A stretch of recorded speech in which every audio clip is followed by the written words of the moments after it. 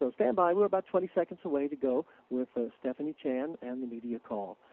He's with our Office of Communications here and has hopped in bravely to take the moderator's chair for us. So stand by. We are now 5 seconds away. So when I point to her, she'll start talking to you and give you the whole lineup. So stand by, and here is Stephanie. Good afternoon, folks. Thank you for joining us for our stakeholder call. We'll be discussing today a new report on the factors contributing to decline in honeybee health in the United States. The report summarizes the latest science and emerging research on honeybee health as discussed at the National Stakeholder Conference on Honeybee Health in October 2012. And to start with us this afternoon, we have Dr. Sonny Ramaswamy, the Director of NIFA here at the USDA. He's going to be announcing some key findings and USDA efforts. Dr. Ramaswamy? Yeah. Good afternoon, Stephanie. Thank you so much for having me here. I want to welcome everybody, all the stakeholders that we have from around the country. Thank you for joining us this afternoon. I wanted to just spend a couple of minutes giving some highlights, as it were, and I do want to thank our colleagues in the Environmental Protection Agency, particularly Acting Administrator Bob Perciasepe and Acting EP Assistant Administrator Jim Jones, who's online as well. And I also want to thank all of our colleagues within the United States Department of Agriculture, these experts that were involved in developing the report. And I do believe that some of those individuals are on this line as well, and they'll be able to respond to some of the questions. So last fall, 2012 fall, Pennsylvania State University helped sponsor a conference here in the Washington, D.C. area that brought together experts from around the country to take an assessment of the state of science on honeybee health. And the report that has been released today is the outcome of that conference. And I think in many ways it is a landmark report in my mind. And it represents the consensus of the community and on the challenges facing honeybee populations in the United States. Well, as it turns out, in all things biology, we discover this on and again, over and over again, that, these challenges are very complex. There is no single smoking gun, as it were. The decline in pollinator health that we have observed here in the States for the last few years is indeed due to multiple factors. And these factors include various types of parasites and diseases, the genetics of the honeybees themselves, poor nutrition, and last but not least, pesticide exposure, and pesticides, particularly various types of insecticide exposure as well. So we know that these are multiple factors, and it is imperative that we go ahead, take the necessary action. And I can tell you that USDA and EPA and the federal government are absolutely committed to addressing these factors that are contributing to a decline in honeybees. The interesting thing is most people in America, around the world for that matter, they don't realize how dependent we are on food supply, which is really in many ways dependent on the health of pollinators, honeybees and other pollinators as well. Just in the United States, our estimates are between about 20 and 30 billion, that's B with a billion with a B, dollars of our agricultural production is dependent on pollination. And, any crop that you can imagine, whether it's almonds or cucumbers or strawberries and blueberries or alfalfa seed or apples, just to name a few, are truly dependent on the pollinators, including honeybees. And so really it's very critical that we get continue to monitor, continue to get a handle on the various reasons for why we've got this decline going on, and to actually go ahead and address it as well, come up with the right sorts of tools to be able to address it. And one of the challenges that we've got, of course, is, with declining survivorship, then we're going to have pretty significant challenges in growing our crops as well here in America. So how do we address these? And obviously it's going to take all of the stakeholders, every group that we can think of, whether it's the agricultural producers, beekeepers, researchers, the federal government, and the public, have to play a role in this. And So the first of these steps in this process is the release of this report. And the report truly, it gives us a path forward. It's a sort of a roadmap, as it were. And already we're, at USDA, we're working on multiple fronts in this effort, and we're committed to making sure that we're going to improve pollinator-friendly habitats on federal lands so that beekeepers have access to good nutritional forage for their hives. And also, we're investing significant funding, federal research dollars, in supporting the research that is needed, continues to be needed here in addressing honeybee health. USDA is also conducting national surveys to identify honeybee pests, and then that'll guide our research and mitigation recommendations as well. So this report that just has come out is really a path forward for us to be able to undertake the kind of work that needs to be done from the scientific perspective, but in consultation and in collaboration with our stakeholders. So we're working with farmers and ranchers to integrate pollinator habitat into their lands, and we've also incorporated pollinator enhancements into conservation programs such as the EQIP program, the Environmental Quality Incentives Program, the Conservation Stewardship Program, and the Conservation Reserve Program. We're also working with our field staff, USDA field staff, on honeybee health so they can better support efforts on our working lands. So you have my commitment and the commitment of the USDA, U.S. Department of Agriculture, in this particular effort in addressing honeybee health. This is critical to our nation's agriculture and the sustainability of our environment as well. And I look forward to working with all of you in ensuring that indeed we're going to have a sustainable honeybee population that's going to be able to provide the sort of pollination that we need within the agricultural enterprise and protects our food security for our nation as well. So I do, with that as an opening statement, I do want to turn it over to my colleague from EPA, Jim Jones. Thank you very much. Thank you. This is Jim Jones from EPA. Let me start by thanking Dr. Ramaswamy and USDA and Penn State for convening the National Stakeholders Conference on Honeybee Health and for their leadership in this important effort. Honeybee health is critical. It's a critical issue, and one that affects the vast majority of Americans, whether they realize it or not. As Dr. Ramaswamy mentioned, bees pollinate about 1/3 of America's crops, from almonds to broccoli, soybeans to strawberries. A strong honeybee population benefits any crop that's not self-pollinated, and honeybee pollination adds about $20 to $30 billion in value to American crops. For all of these reasons and more, a number of us coming from a range of backgrounds and from a wide spectrum of organizations met last October to synthesize everything we know about bee health and the many possible causes of pollinator decline. This report that we released today is a product of that stakeholder collaboration. It's an in-depth document detailing the many challenges to understanding the causes behind pollinator declines and, most importantly, potential solutions. As summarized by Administrator Ramaswamy, the general consensus is that pollinator declines are likely the result of numerous interacting stressors.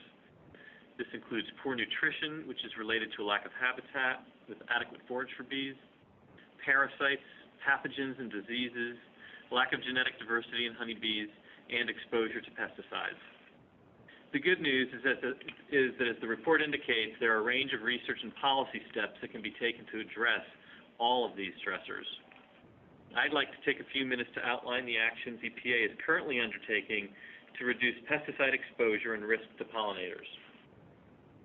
At EPA, our goal has been to pursue efforts that take into account both the critical role bees play in pollinating crops, as well as the important role pesticides, including insecticides, play in controlling pests in agriculture.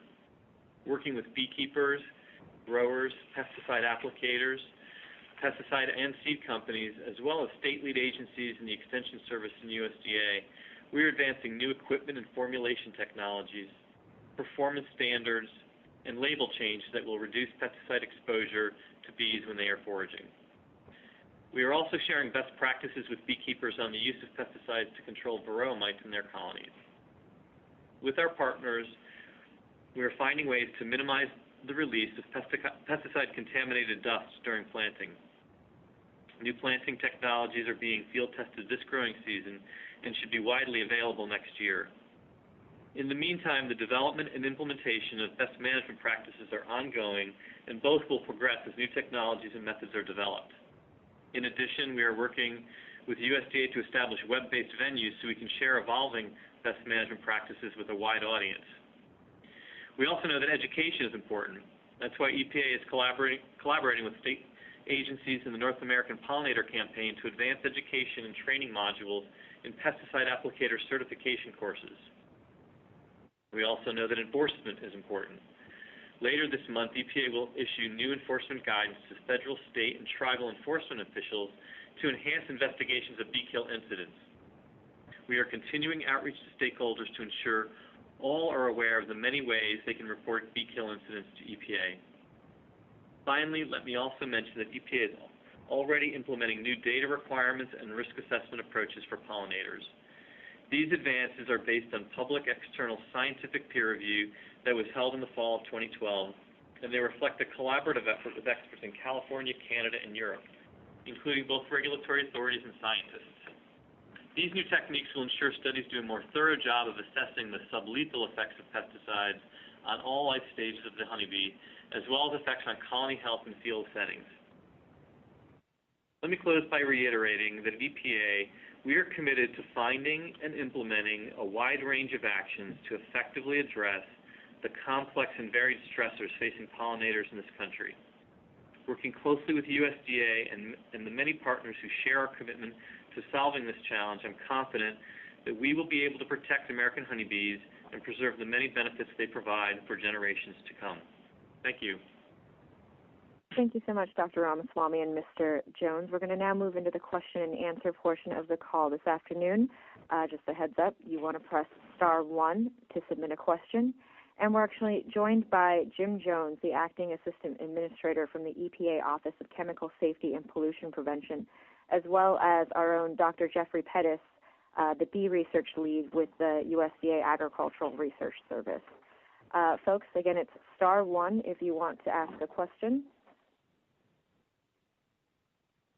And we're also joined by EPA's Steve Bradbury as well. So again, folks, it's *1 to submit a question. And first up, we've got Christy Heinz from Project Apis M. Hi. Thank you very much for assembling this group and for the report of a very important conference. I do have more of a comment than a question, and that is my comment is about on the nutrition section and the best management practices, that the report summarizes the discussion at a micro level, when actually the stakeholder input discussion was much more on a macro level and emphasized land use issues as they relate to pollinator health, the importance of policy decisions in the land use area, and how we're going to improve honeybee health and nutrition through elements at the macro level. So I was somewhat surprised to read the summary in the nutrition and best management practices arena. Zach Browning, at the end of the day at the stakeholder conference, gave a very eloquent summary of the breakout session of the work group in terms of what needs to be done in terms of pollinator nutrition if we're going to help solve honeybee problems in forage and land use areas. So I guess my question is, to what extent does the report actually summarize what occurred and stakeholder input versus perhaps what the guidelines were going into the conference? I think what came out of the conference isn't exactly what organizers had in mind going into the conference. The stakeholder comments in nutrition were much more about the importance of land use issues in helping with honeybee health. Christy, this is Sonny Ramaswamy. I'm going to let Jeff Pettis respond to that. Jeff? Yeah, no, thanks, Sonny. Christy, hi, good morning. I actually think, I agree with you in some sense, but I actually think that the report does a reasonable job of capturing that was the one area that all the areas touched on that we could get behind as far as increasing forage, diverse plants, better nutrition. We go a long way towards solving all the pollinator issues. So it was touched on in all the different working groups, and I thought it was captured in the report. But I see your point that that maybe that needs to be a kind of overarching thing coming out of the report. I will say that there's discussion going on within the federal agencies across a broader range than was discussed here about land use, and that's one thing that we think from the federal government side, in conjunction with partners, NGOs and others, that we can make great progress. So I agree with you in some sense, but I think the report captures the fact that we think land use is probably one of the major drivers. It has a nutritional component. There's a monoculture thing that Zach brought up earlier. So we need a diverse habitat out there. All right, we'll be moving on to our next question. Reminder, folks, *1 if you'd like to submit a question. I believe we would only have time for one or possibly two questions after this one. So Claudia Reed with the Strawberry Council out in California. Yes, thank you so much. And again, mine's more of a comment than a question. I have not had a chance to read the report yet because it's common knowledge about California strawberry production that we are not dependent on pollinators for production. So I've now heard this comment made by each of the two opening speakers, and we've been working with other colleagues in EPA to try to set that record straight. So I just wanted to let you know that I realize there's not very much research done on this because we aren't dependent on pollinators for production. So I guess if I did have a question, it would be, should I keep working with the EPA folks that I'm already talking to about this and try to get this message back through to make sure that everybody understands what our interaction with bees are? Or is there a particular person I need to be working with that I might not already be working with? Hey, Claudia, it's Jim Jones. Yeah, Hi, Jim. I'm assuming you're working with folks in our pesticides program, and that would be the right yes. group Yes. to be talking to. Okay, perfect. I just wanted to make sure I was on the right track. Thank you. Yes. And now moving on to Lori Davis Adams with the Pollinator Partnership and NAPCT. Thank you. It's NAPPC, and thank you for the opportunity to comment. I think it's really great to have this report and also to have had the meeting. And I think this multi-stakeholder approach is really the only way we're going to have lasting and sustainable change and an emphasis on pollinator health. And I'd like to ask what the plans are to continue this dialogue across the stakeholder base and to really work to get the funding that's needed to put all of these pieces in place to ensure pollinator health. Hey, Laurie, Jim Jones. I think that you're absolutely right that it's got to be a multi-stakeholder approach. I think as you correctly observed from the comments that EPA as well as USDA provided this afternoon, that was reflected over and over again, that we think that we need to be working across all of the stakeholders in a collaborative approach. I believe in the pesticides piece, which is the part that EPA has got the point on, we've already begun to demonstrate that. We hosted another collaborative multi-stakeholder meeting in the March timeframe to talk about some of the issues specific to seed treatment and dust through our Pesticide Program Dialogue Committee. We're also going to be working specifically with some grower groups because we believe that the solutions are not going to be universal, that you may have a solution in, let's say, almonds that will not necessarily be exactly the solution that you would have in cotton. And so we plan on continuing to work in a collaborative multi-stakeholder fashion going forward. All right, we're going to take two last questions. We're going to move on to Marianne Fraser with Penn State University. Thank you. Thank you for this opportunity. I really appreciate it. And my question is for the folks from EPA, Jim Jones, and whoever else might be there representing EPA. I understand that there has been some action to limit the input of university research on pesticides under the guise of this research not being done under best management or best laboratory practices or good laboratory practices. That because university research is not involving pesticides is not done under this particular set of guidelines, that research is not considered when informing the regulatory process. Can you comment on that? Hi, it's Steve Bradbury speaking from the pesticide program.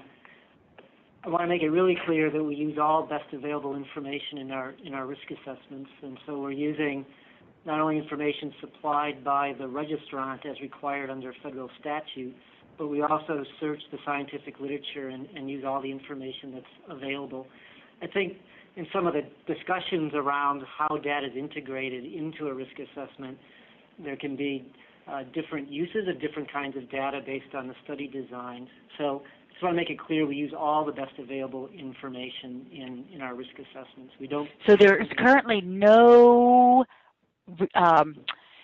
existing regulation that limits the use of university-generated literature or research when considering any issues involving pesticide registration or risk assessment. Is that correct? Absolutely not. In fact, if you go on our websites, you'll see the procedures we use to search the open literature, both for human health risk assessments and ecological risk assessments, and it lays out the procedures that we use to collect that information and use it in our risk assessments.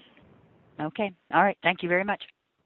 And now with our last question, we have Stephen Coy, commercial honey producer. Steve? Yes. I'm also a member of the American Honey Producers Association, so I represent them. My question is, I see in the report you have additional research is needed to determine risks presented by pesticides. So my question, I guess, is probably for the USDA more than the EPA, but pesticides, bees are exposed to pesticides when they're applied during the daytime. Bees are not there at nighttime, so I would like to suggest or request that some of this additional research look at application timings, whether it be nighttime or early morning or late evening, to help reduce the risk of pesticides. And what's a part? Anybody know of anything going on in that realm? Jeff, you want to respond to that, please? Sure, Stephen. This is Jeff Pettis with ARS. I agree with you fully. That's probably one of the fastest things we could do, and that's a applicator education thing. It may be crop specific. It may be that certain crops it would work well in and others it wouldn't. But I know in certain cases in Arizona and other places, we've seen that night sprays, when they're applied properly, you almost reduce exposure to nothing once the stuff is on the crop. So I think it is being looked at, and there is, as you'll see from the report, there's a lot of discussion between USDA and EPA on this topic. So I think the good news is that we're working on it. The bad news is that we're the federal government. We move slowly. So, I think we're trying, Steve, and certainly night application is one of the things that we're looking closely at. Hey, Steve, this is Jim Jones from EPA. I'd like to follow up on that. Is that that is exactly one of the best management practices. When we talked about best management practices in my remarks, that is one of the best management practices that is on the table. But it is crop specific, and so that we want to make sure that we're engaging all of the stakeholders so that we understand where it can be an effective practice and where it may be less practical. But that's definitely the kind of thing that we are looking at right now. And that concludes our call this afternoon. Thank you, everyone, for joining our stakeholder call discussing the new report on honeybee health. Thanks very much, everyone. Great.